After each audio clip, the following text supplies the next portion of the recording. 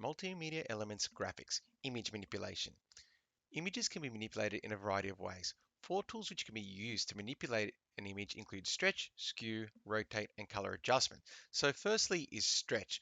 Stretching enlarges the image horizontally, vertically, or in a combination of directions.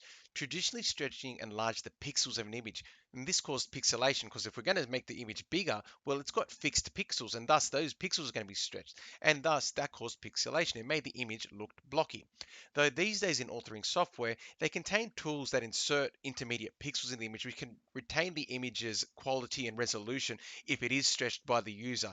Okay, the authoring software implements them so it still looks like a sharp, crisp image. But essentially what we're looking at here is I've got my picture and what I'm going to do here is stretch the image horizontally. Okay, it obviously looks wide and fat, okay, because I've stretched it outwards, okay, but the pixels there have been stretched so that the image is actually longer there. The next one we'll look at is skew. Okay, and skewing allows users to slant an image's corners both vertically and horizontally, potentially changing the perspective of an image. So let's say I grabbed the top left corner and the bottom left corner and I pulled them both inwards. It looks like the image is slightly at an angle now. It's like it's facing a different direction now, okay, just by pulling those corners in.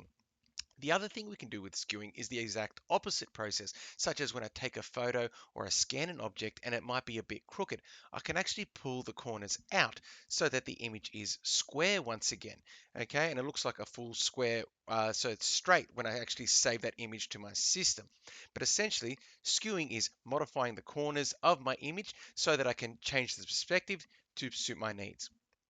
The next one is rotate, and rotate changes the axis of an image, okay, such as 90 degrees. Okay, images may also be flipped or mirrored vertically or horizontally as well.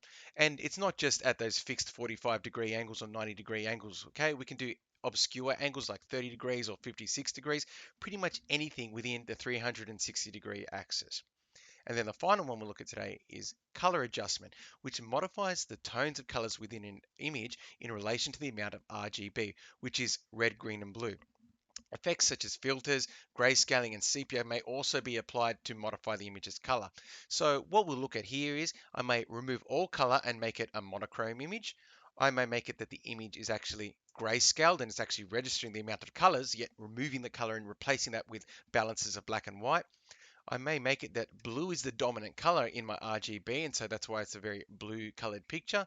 Or I might make it that all the colors are pretty much washed out or added transparency to the color too, which goes more into that effects category.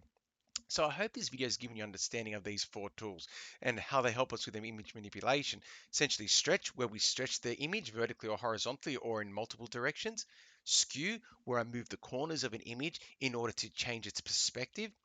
Rotate, where I change the angle of the image to suit my needs. And color adjustment, where I modify the amount of color in relation to red, green, and blue or other types of effects being applied to change the colors of an image.